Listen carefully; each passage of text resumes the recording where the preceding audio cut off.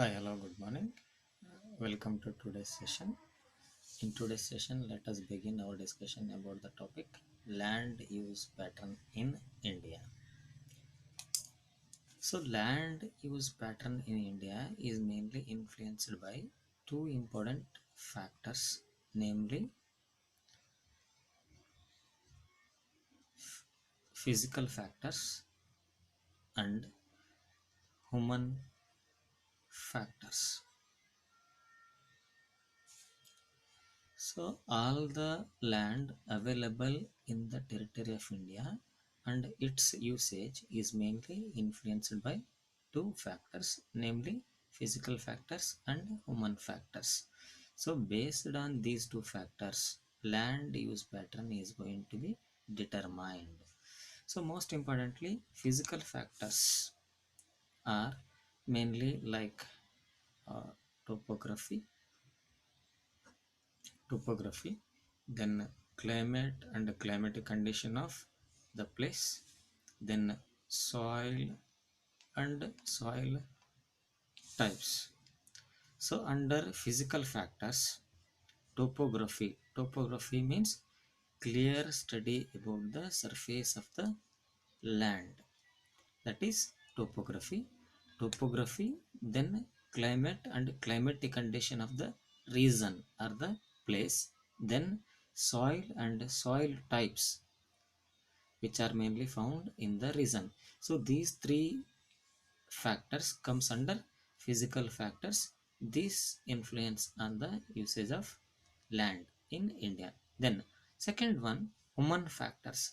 Human factors mainly uh, uh, determined under population, population size,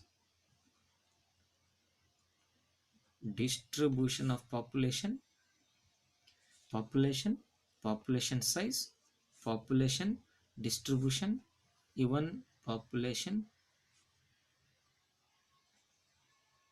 density, density of population, then technology, technological capabilities, technological capabilities, then culture and traditions of the people. So I repeat again, today's session we are discussing about land use pattern in India. So all the amount of land which is available in the territory of India, their usage is mainly determined by two important factors, namely physical factors and human factors. So under physical factors, topography, climate, climatic condition, soil, soil types of the region. These comes under physical factor, and second factor, human factor, under that population, population size, population distribution, population density, technology, technological capabilities, then culture and tradition of the people.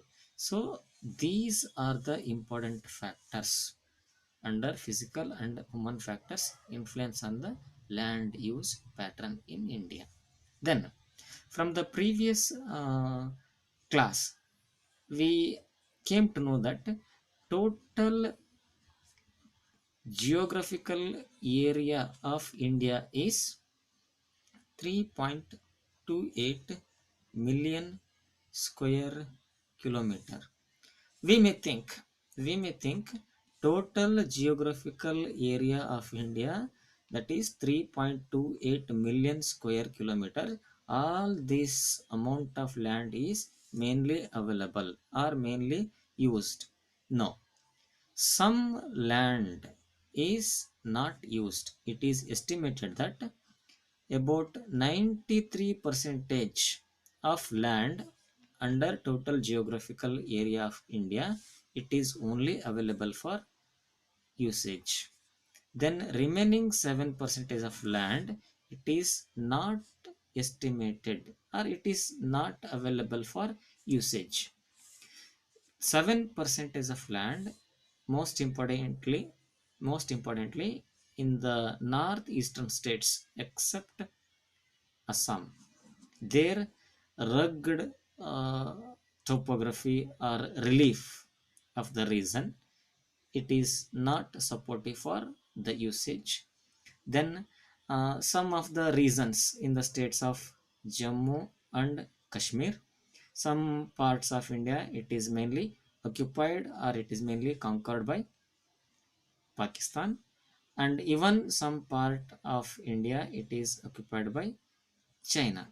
So these northeastern states, parts of some regions of Jammu and Kashmir, which are this region is mainly occupied by Pakistan and China. Here the land, that is about 7 percentage, is not survived for its usage. Then some amount of land. Now let us discuss under this, on the basis of these factors, physical as well as human factors, how the land use pattern in India is mainly categorized or listed out. So some amount of land in India, it is under permanent pasture.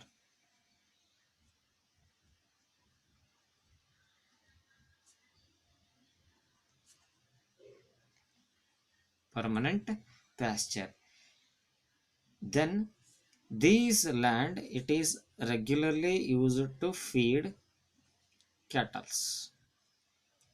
Means here the land is mainly used for grazing the grass or for cultivation of grass to feed the cattle, and this land is mainly used as a permanent pasture land.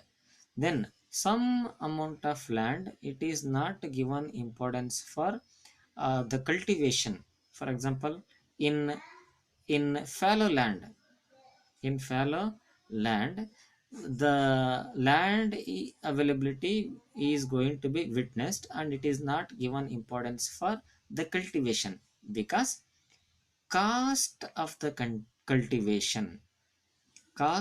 cultivation, it may be high, it may be high.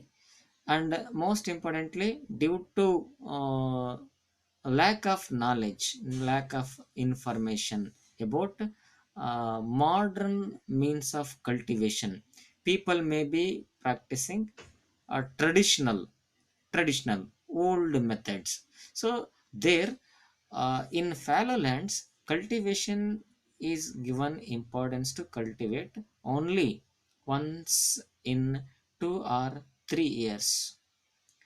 uh, then it is reported that about 54 percentage of land in India, it is categorized under NSA. NSA means net sown area. Net sown area. Sown area means total land used for cultivational purpose or agricultural purpose or raising the crops. Then the pattern of net sown area in the territory of India, it is not unique. It is not unique. It is uh, differ, or it is going to change from one place to another place or from one state to another state. For example, about 80 percentage of land in the states of Punjab and Haryana, about 80 percentage of land in the states of Punjab and Haryana, it is estimated that it is surveyed under net zone area. Net zone area. Then in the states of Arunachal Pradesh, it is surveyed that only 10 percentage of land it is surveyed under net zone area. So here by with these case studies of Punjab, Haryana, Arunachal Pradesh, Mizoram, Manipur, Andaman Nicobar Islands, we clearly came to know that land used for cultivational purpose and land used for net sowing the crops, it is not unique, it goes on changing. Then it is explained clearly under 1952's national forest policy. 1952's national forest policy, it clearly explains that total geographical area of the country need to be covered about 33 percentage of area under forest, area under forest. So it is explained clearly that if the ratio or if the percentage of land under forest decreases less than 33 percentage, less than 33 percentage, it creates ecological imbalance, imbalance. So it is our primary duty to maintain ecological balance. So if the percentage of land under forest decreases less than 33 percentage, definitely it creates ecological imbalance. So ecological imbalance, it is one of the important major threat or problem that each and every nations or each and every countries are going to face at present, because all the kind of activities that we carry or we do directly, we depend upon nature. So we are getting the raw materials to fulfill our needs and demands, and to convert the materials into finished products we take directly from the nature. So that's why we go on modifying nature as per our desires or as per our needs.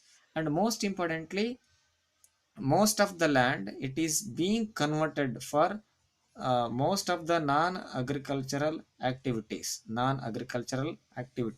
for example constructional activities, that is construction of buildings, construction of dams, construction of roads, construction of bridges, construction of various major and minor activities.